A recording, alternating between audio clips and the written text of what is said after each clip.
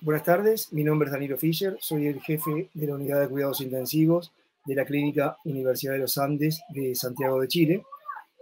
Quiero agradecer al comité organizador por permitirme participar en este curso precongreso del NLS en el contexto del Neurolili 2021 y vamos a abordar el tema de lo que son las meningitis bacterianas y las encefalitis virales.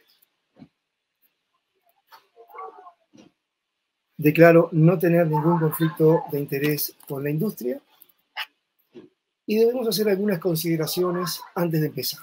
La intención de los autores del curso no fue abordar todas las variaciones en la práctica internacional para las diferentes enfermedades, sino que se han discutido las variaciones en la práctica, por ejemplo, la disponibilidad de pruebas diagnósticas y o terapias, y alentamos a los alumnos a utilizar los algoritmos acá mencionados como marco en el que se puedan adoptar las pautas establecidas en lo que son los diferentes manejos en cada país de los participantes.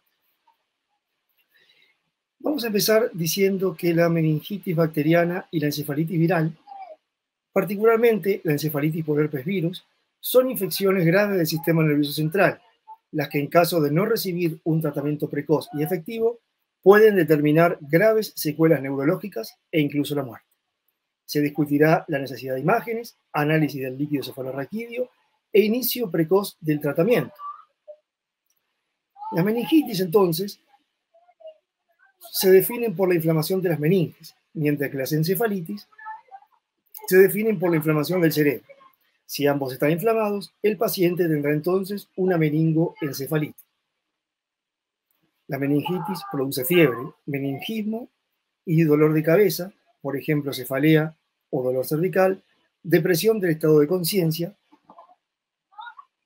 y sabiendo que la meningitis va a producir fiebre, también dolor, y depresión del estado de conciencia, como decíamos, no afectando las funciones corticales del cerebro, por ejemplo, afasia, convulsiones o hemiparesia.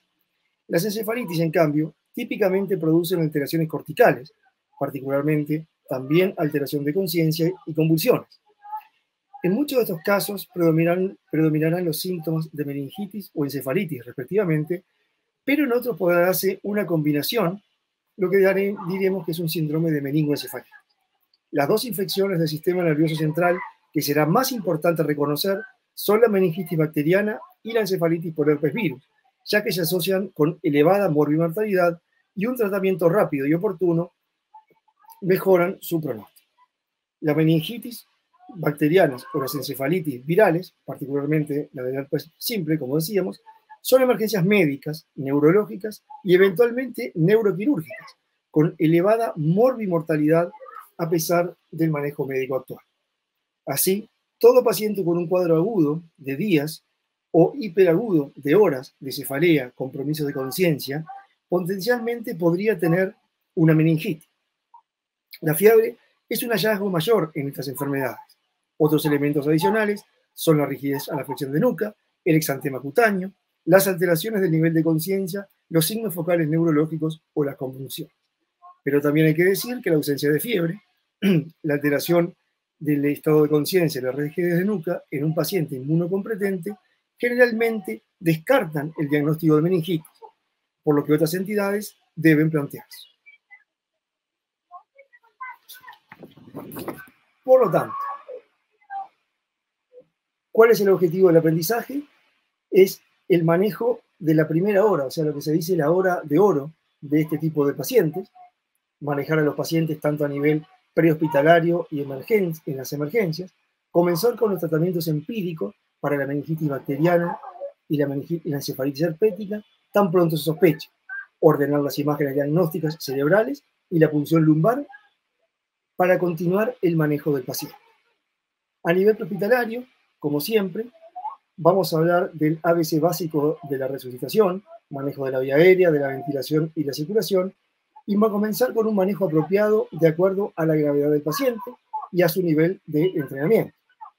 Esto debe incluir el control básico de signos vitales, determinación del nivel de conciencia a través de la escala de coma de Glasgow, la medición de los niveles de glucosa en sangre, la colocación de 1 o 2 accesos periféricos, el inicio de fluidos endovenosos y el manejo de la vía aérea.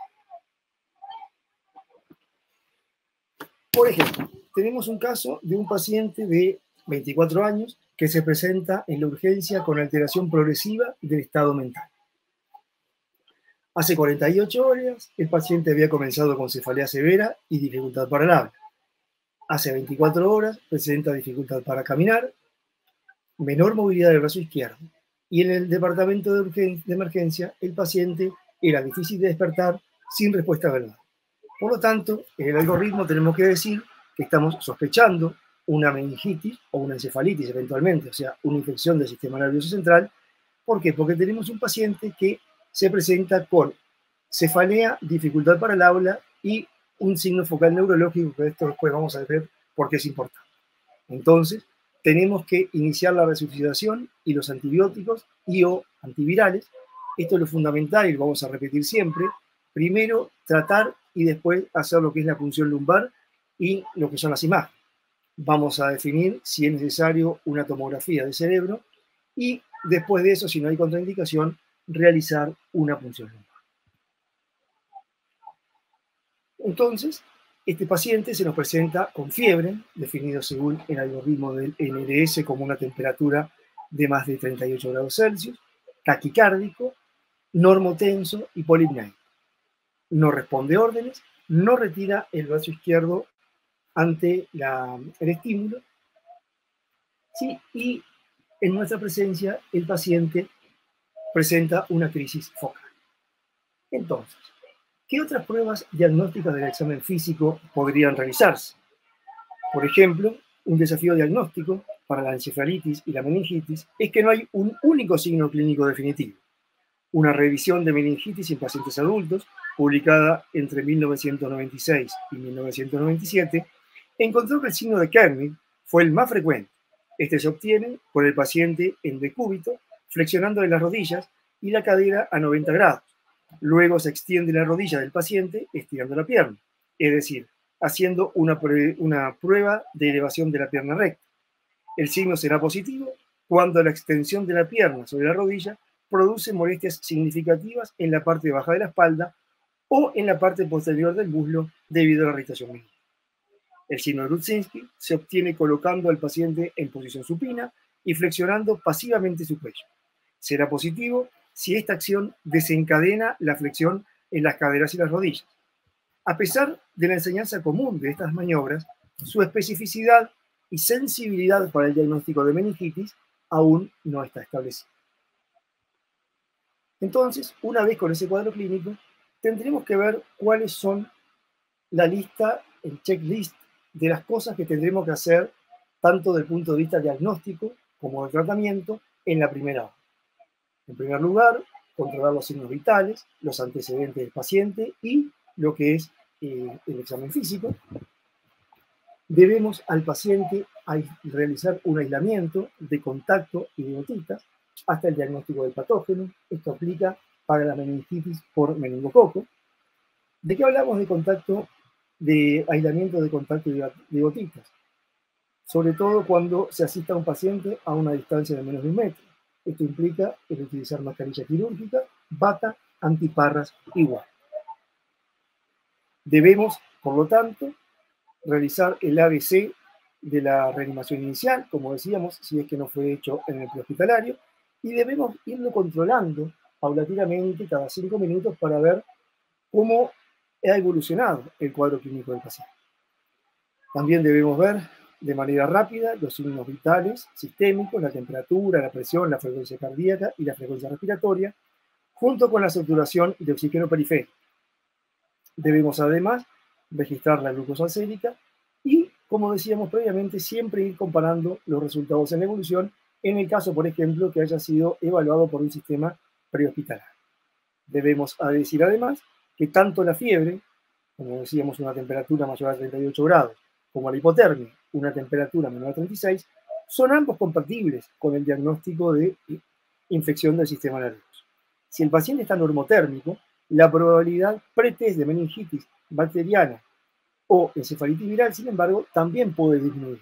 Pero debemos saber que los pacientes inmunodeprimidos, los pacientes con algún tipo de meningitis viral e incluso pacientes en caso de meningitis bacteriana podrían eventualmente acudir al servicio de urgencias sin fiebre. Debemos decir además que, por ejemplo, todo paciente con Glasgow de menos de 8 debe intubarse para la protección de la vía aérea. Los pacientes con meningitis bacteriana tienen riesgo de neumonía y o bacteremia por el mismo patógeno, por lo cual es importante destacar y reforzar la necesidad de controlar de cerca los signos vitales sistémicos, la respiración y la hemodinamia. En cuanto a los accesos venosos, debemos colocar al menos 2 accesos venosos, al menos de calibre 18 o eventualmente más gruesos, y se deben enviar muestras de sangre para análisis de laboratorio. ¿Esto qué es? Recuento de glóbulos blancos, sobre todo, control de pruebas de coagulación, bioquímica, hemocultivo y lactato. Sabemos que los leucocitos periféricos elevados o disminuidos pueden presentarse en pacientes con infección del sistema nervioso central y con frecuencia se observa aumento de las formas inmaduras en sangre periférica. Un recuento de leucocitos normal no descarta 100% una meningitis. Siempre deben de obtenerse 2 sets de hemocultivo con las extracciones iniciales del laboratorio antes de iniciar la terapia antimicrobiana, ya que entre los pacientes con meningitis bacteriana, entre el 25 y el 90% tendrán hemocultivos positivos, según el microorganismo causante, y estos datos serán muy útiles en los casos en los cuales no se puede realizar una punción lumbar de manera oportuna, o en los casos en que la misma sea negativa. Al igual que los pacientes con otras infecciones bacterianas, algunos pacientes con meningitis estarán hipotensos. Esto puede ser resultado de una sepsis o un aumento de las pérdidas de líquidos insensibles por fiebre, taquipnea, diaforesis y vómito. Además, la meningitis bacteriana, al igual que otras enfermedades de este tipo, pueden causar shock séptico, ¿sí? Lo cual se manifiesta por una respuesta inflamatoria pronunciada que conduce a vasodilatación, fuga capilar y en algunos casos disfunción miocárdica. La estrategia de reanimación inicial en pacientes críticos con sospecha de meningitis o encefalitis cumple los criterios de sepsis y debe ser idéntica a la recomendada para otro tipo de pacientes con shock séptico.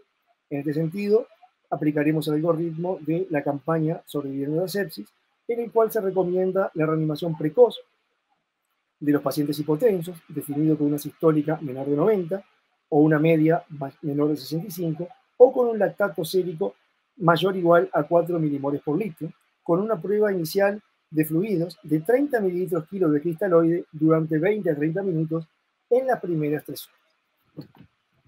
Estas recomendaciones se basan en ensayos clínicos aleatorizados recientes de estrategias de reanimación alternativas en pacientes con sepsis severa y shock séptico, lo que sugiere que la identificación temprana, la reanimación rápida con fluidos, la administración oportuna de antibióticos y la monitorización cuidadosa pueden ser más importantes que un algoritmo y objetivos específicos. Los bolos de 1 litro de cristaloide en 20 a 30 minutos deben administrarse repetidamente y rápidamente hasta que se alcancen los objetivos de reanimación mencionados, hasta que el paciente esté estabilizado o que ya no responda a los mismos. Se debe utilizar norepinefrina para el soporte de la presión arterial si el paciente permanece hipotenso a pesar de la reanimación inicial. Deberemos administrar precozmente la dexametasona, seguida con antibióticos apropiados para la meningitis en el caso de ser una infección bacteriana sospechada. El tratamiento adyuvante con corticoides en la meningitis bacteriana ha sido un tema de debate por mucho tiempo y probablemente continuará hasta que se obtengan resultados definitivos. Existe evidencia que respalda su uso en la meningitis bacteriana, excepto en la listeria, sobre todo en la producida por el neumococo. En una revisión de la Cochrane, los corticoides en general reducen la pérdida auditiva, la pérdida severa, la mortalidad y las secuelas neurológicas. Pero, sin embargo, estos hallazgos no fueron demostrados en otro tipo de bacterias. Por lo tanto, lo que se recomienda es la interrupción de los corticoides si se descarta la etiología neumocóxica. Pero globalmente lo que siempre vamos a considerar es empezar con dexametasona y con antibióticos hasta que descartemos la etiología neumocóxica y ahí suspendemos. La dexametasona es el corticoide preferido debido a su mejor penetración en el líquido cefalorraquídeo y una vida media más prolongada. Deben administrarse 10 a 20 minutos antes de los antibióticos con la primera dosis y hasta 4 horas después de la misma, con una posología de 10 miligramos cada 6 horas durante 4 horas. En caso de sospechar una infección viral, administraremos aciclovir. El aciclovir, sabiendo que como es nefrotóxico, requiere una hidratación simultánea del paciente porque pueden precipitar a nivel de los tubos renales. Realizaremos una tomografía de cerebro si el examen neurológico del paciente es anormal, como más adelante veremos. Realizaremos la punción lumbar una vez que se haya realizado la TAC cerebral y que no haya contraindicaciones. Y si se trata de un meningococo, debemos recordar lo que son la profilaxis. Esta es con ceftriaxona, ciprofloxacino o rifampicina en los casos indicados. ¿Cuáles serían los contactos cercanos dentro de las primeras 24 horas? Son pacientes que han estado más de 4 horas en contacto a una distancia de menos de 1 metro. Las personas expuestas a secreciones dentro de los 7 días del inicio de los síntomas o hasta 24 horas del inicio de los antibióticos. Y debemos administrar dentro de las 24 horas rifampicina a una dosis de 600 miligramos cada 12 horas por 2 días, ciprofloxacino 500 miligramos por una vez o ceftriaxona 150 miligramos intramusculares por una vez.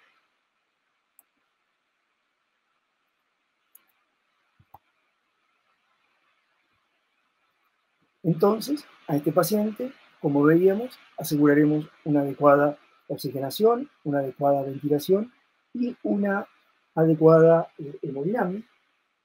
Debemos evaluar si el paciente tiene petequias, lo cual es muy orientador a la etiología meningocóxica.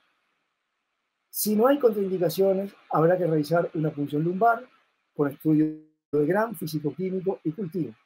Y si está indicado, como decíamos, dexametasona, antibióticos empíricos, vancomicina, cefalosporina de tercera generación, y o, como veremos más adelante, ampicilina, controlar la hipoglicemia, acidosis, coagulopatía y mantener la cabeza a 30 grados para disminuir la presión intracraniana, favoreciendo el retorno venoso.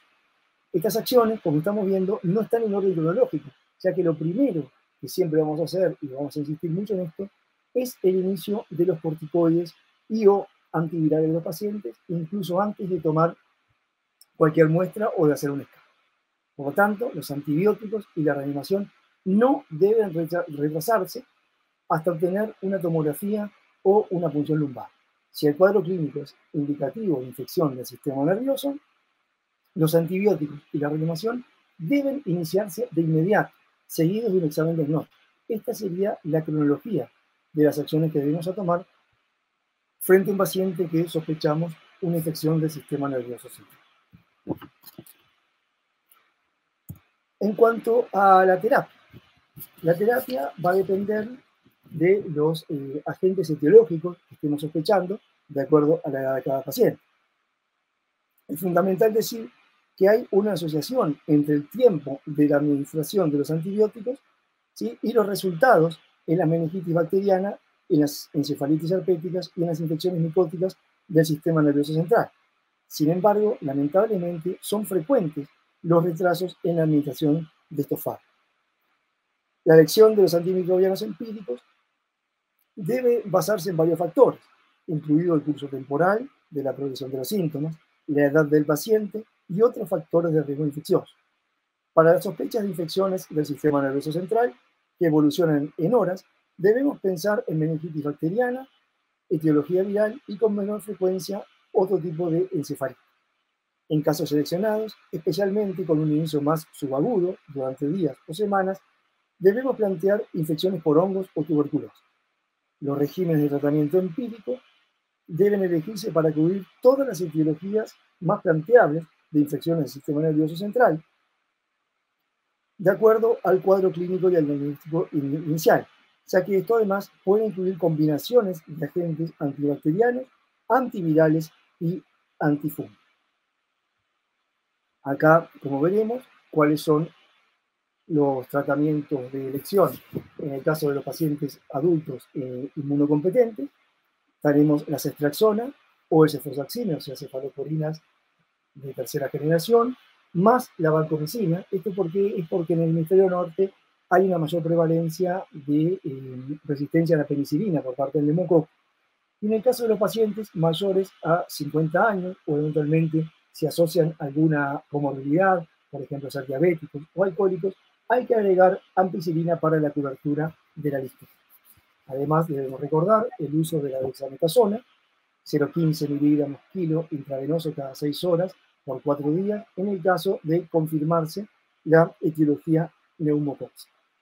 En los adultos inmunocomprometidos, vamos a partir por cefalosporina de cuarta, con el cefepime o haloperidol, no olvidando tampoco la vancomicina o la ampicilina.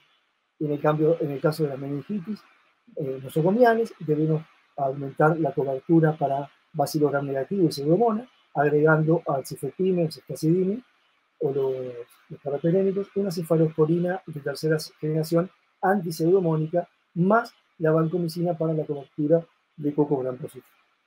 Hay que decir que los adultos jóvenes con meningitis bacteriana corren el riesgo de contraer una meningitis a hemófilos si no están vacunados. También una alta incidencia de meningitis a meningococo y a neumococo.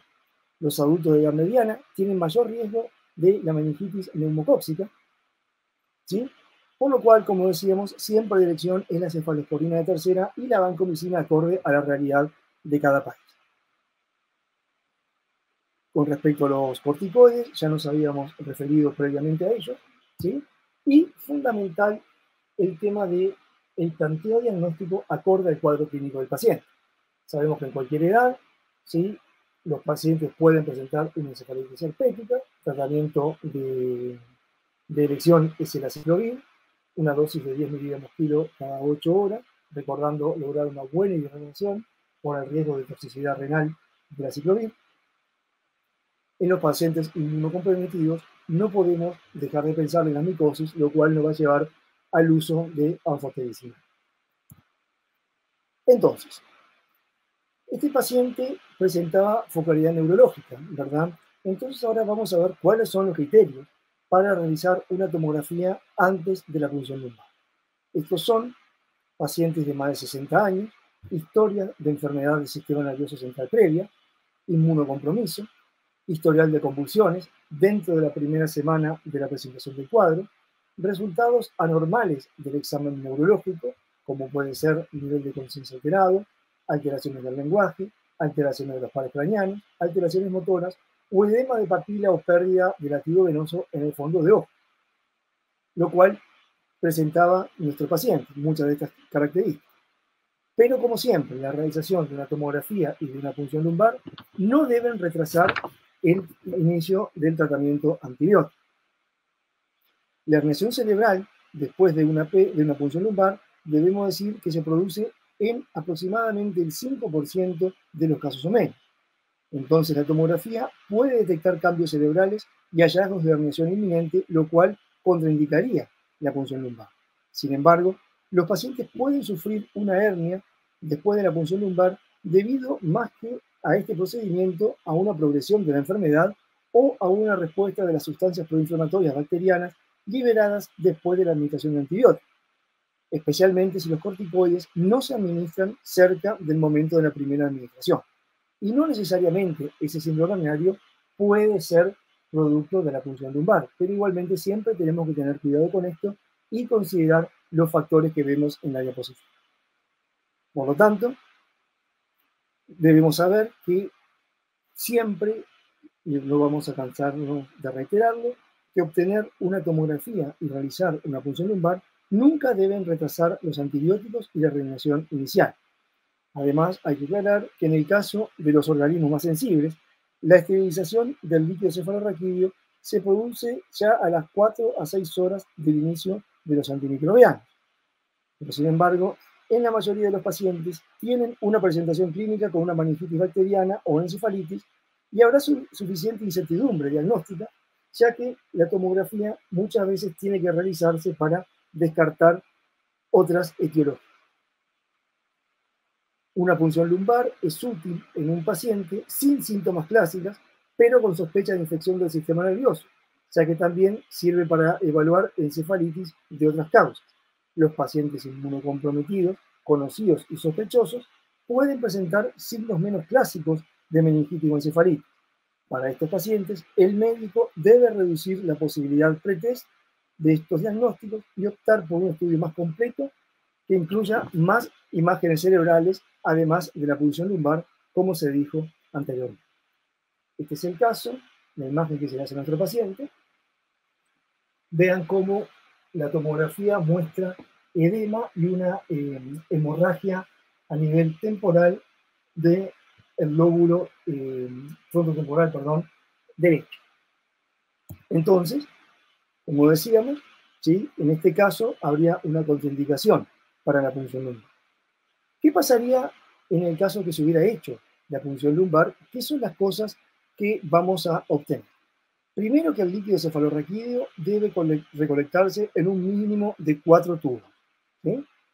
En el primero y en el cuarto veremos el recuento de glóbulos rojos, glóbulos blancos. En el segundo, detección de proteínas, glucorraquia y lactato. Y en el tercero se mandará a estudio microbiológico. Esto implica Gram y cultivo, tinta china si se sospecha infección micótica, básicamente por el criptococo, la PCR para descartar herpes simple si se sospecha, la cual no está presente en todos los laboratorios, pero estos estudios de biología molecular nos pueden ayudar a establecer la etiología más precozmente antes que el cultivo. Además, debemos saber que los volúmenes más grandes de líquido cefalorraquídeo aumentan la sensibilidad del Gram y del cultivo, y además también aumentan la sensibilidad cuando sospechamos una tuberculosis o una meningitis fúngica.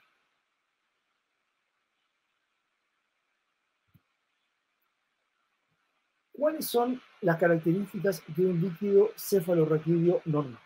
Esto significa que el paciente, cuando se realiza dicho procedimiento, habría que medirle la presión de apertura del líquido cefalorraquídeo, la cual debe ser menor a 20 centímetros de agua, menos de 5 glóbulos blancos por milímetro cúbico, sin glóbulos rojos, sin santocromía, con proteínas menores a 50 miligramos por decilitro, con una relación entre glucosa del líquido y la glucosa sérica mayor a 2/3 y una tinción de Gram negativa, sumado a lo cual en algunos centros se puede utilizar los métodos, como decíamos, de diagnóstico a través de biología molecular, lo cual nos va a adelantar bastante el resultado y llegar a una etiología de manera más fácil. Entonces, estas son las características de los líquidos cefalorraquídeos, de acuerdo a las diferentes etiologías. La meningitis bacteriana se va a caracterizar por una elevada cantidad de glóbulos blancos, glóbulos rojos normales, proteínas altas, glucosa baja y una positividad de la tinción de Gram de alrededor del 70%. En la meningitis viral, generalmente pocos leucocitos, glóbulos rojos normales, proteínas normales, glucosa normal y la tinción de Gram basal negativa. En cambio, en la encefalitis herpética va a ser leucocitos un poco más elevados, aumento de los glóbulos rojos, proteínas normales aumentadas, glucosa normal y tinción de Gram negativa. En cambio, la meningitis tuberculosa o por hongo va a ser un cuadro clínico con leucocitos más elevados en el líquido, desde 100 a 400, a predominio monolinfocítico, glóbulos rojos normales, proteínas altas, glucosa normal a baja y eventualmente tinta china positiva, en el caso de estar ante un cuadro de una meningitis criptococcus. Entonces, en nuestro caso, ¿sí? El paciente, ¿sí? Tiene una apertura de presión del líquido cefalorraquídeo de 18 centímetros de agua, unos leucocitos de 300, la gran mayoría de linfocitos, como decíamos previamente en el cuadro anterior, eritrocitos de 200 por milímetro cúbico, proteína de 100, glucosa de 88, lo cual nos da una relación de 77, o sea, lo que es la glucorraquia sobre la glicemia, y una tinción de Gram negativa. Por lo tanto, en la cefalitis herpética ¿sí? Que es un cuadro en el cual la tomografía inicial puede ser normal y las imágenes de seguimiento, en especial con resonancia, van a mostrar edema del lóbulo temporal, a menudo con transformación hemorrágica.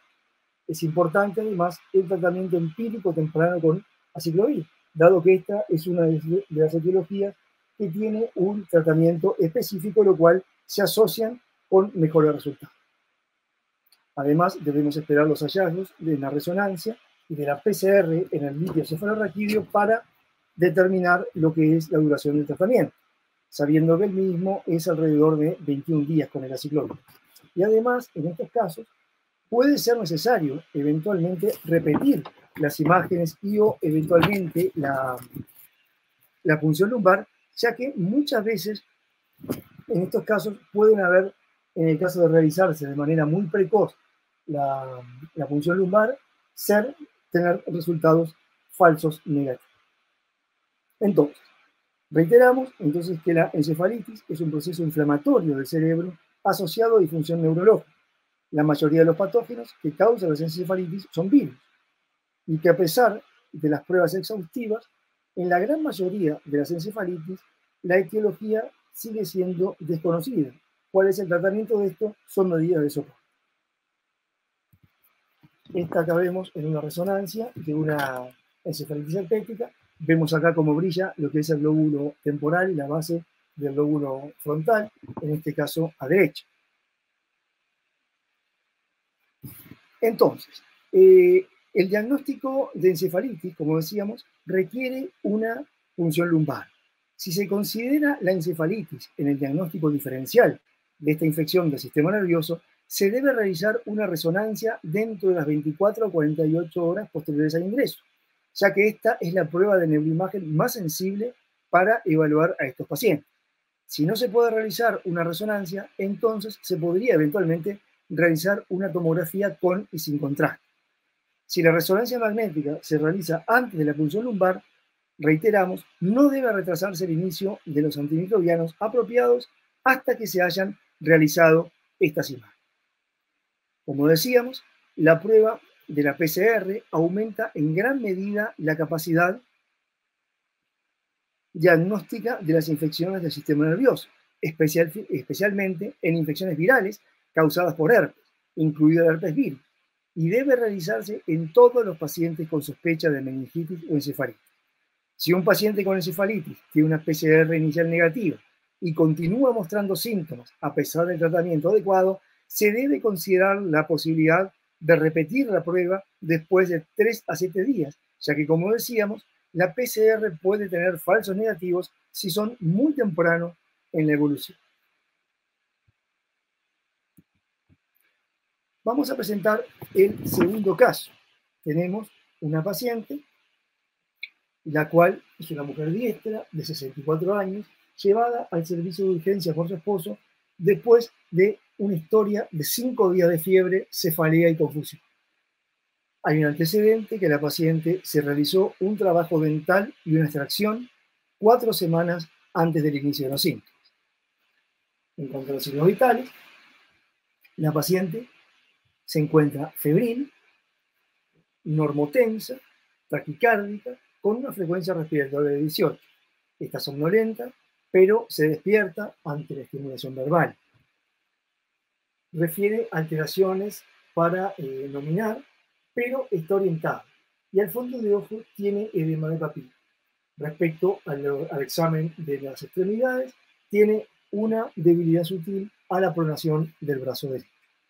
Entonces, volvemos al checklist de la primera hora, los signos vitales, esto que son la escala de coma de Glasgow, lo que es el estado de hidratación, la hemodinamia, la respiración.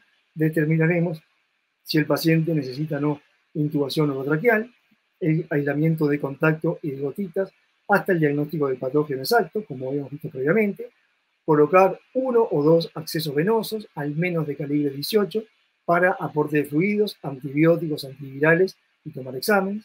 Debemos controlar un hemograma, prestando especial atención al recuento de glóbulos blancos, controlar pruebas de coagulación, pruebas bioquímicas, hemocultivar al paciente, ya habíamos dicho, por el tema de que entre un 25 y un 90% de los pacientes con meningitis bacteriana pueden tener hemoglobinógenos positivos y controlar niveles de lactato como elementos de perfusión tisular. Debemos aportar fluidos endovenosos, 30 mililitros kilo de suero, ¿sí? En media hora durante las primeras 2 o 3 horas, tratar el shock, sobre todo el componente hipovolémico, y o eventualmente administrar vasoactivos. Administrar dexametasona, seguida de los antibióticos, para la meningitis bacteriana en caso de sospecharla, considerar el uso de ciclovir si sospechamos un cuadro de encefalitis viral, tomografía de cerebro si el examen neurológico del paciente es anormal y una punción lumbar una vez que se haya realizado la tomografía y esta nos habilite a hacer dicho procedimiento. Y si es meningococo, recordar la profilaxis de la exposición. En algunos países, por ejemplo como acá en Chile, es una enfermedad, la meningitis, de notificación obligatoria a las autoridades sanitarias, lo cual no hay que olvidar. Por lo tanto, esta paciente tuvo unos síntomas que evolucionaron en horas. Por lo tanto, ¿cuál sería la terapia que vamos a elegir? ¿Sí? ¿Cuál es la indicación de hacer una tomografía antes de la punción lumbar? Son las cosas que tenemos que estar pensando con respecto a este cuadro. Fíjense que esta paciente es una paciente que tiene una alteración a nivel de la conciencia, tiene alteraciones del lenguaje, tiene edema de papila, ¿sí? Y además es una señora que tiene más de 60 años. Por lo tanto, esta señora es imperativo, además de realizar una antibiótico-terapia precoz, realizar imágenes del sistema nervioso central para evaluar si hay una contraindicación o no de realizar una punción lumbar. Entonces, fíjense en este caso que se ven que la paciente tiene lesiones ocupantes de espacio a nivel cerebral, por lo cual la punción lumbar estaría contraindicada. Entonces, ¿qué es lo que vamos a hacer con esta paciente? Le vamos a partir reanimación, vamos a descender la temperatura, vamos a estar evaluando la conciencia, vamos a tomar exámenes, vamos a hemocultivarla, dado que tiene un componente de edema cerebral, ¿sí? Vasogénico, se puede plantear la utilización de corticoides y lo más probable es que esta señora tenga un absceso cerebral, como se decía, por lo cual debemos utilizar una terapia antimicrobiana dirigida a varias etiologías. Con respecto a los anaerobios, utilizaremos el metronidazol para cobertura de gram positivos, cefalosporina de tercera, más vancomicina, por el tema que mencionábamos del neumococo resistente a la penicilina. Y para el caso de los gram negativos, una cefalosporina de tercera o de cuarta generación, eventualmente para cubrir pseudoma. Vemos aquí la resonancia de la paciente, en el cual se ve una masa a nivel parietal derecho, ¿sí? La cual realza con contraste y también se ve en la difusión dicha lesión. Por lo tanto, siempre que nosotros estemos sospechando una meningitis o una encefalitis, debemos iniciar la resucitación con antibióticos, fluidos y vasoactivos eventualmente. Ahí considerar si es necesario hacer una tomografía previo a la punción lumbar. En el caso que la punción lumbar sea normal, debemos evaluar otros diagnósticos. En el caso que tenga glóbulos blancos elevados, en el líquido cefalorraquídeo, plantear una meningitis bacteriana, en el cual, además, si tenemos aumento de los leucocitos, pero sin glóbulos rojos, alrededor de unos 100 más o menos glóbulos blancos, estaremos sospechando una encefalitis, una meningitis viral, perdón. En el caso de haber glóbulos blancos elevados y algunos glóbulos rojos, encefalitis herpética, glóbulos blancos elevados, proteínas muy altas, los glóbulos blancos a predominio linfomonocitaria, una meningitis tuberculosa o etiología micótica.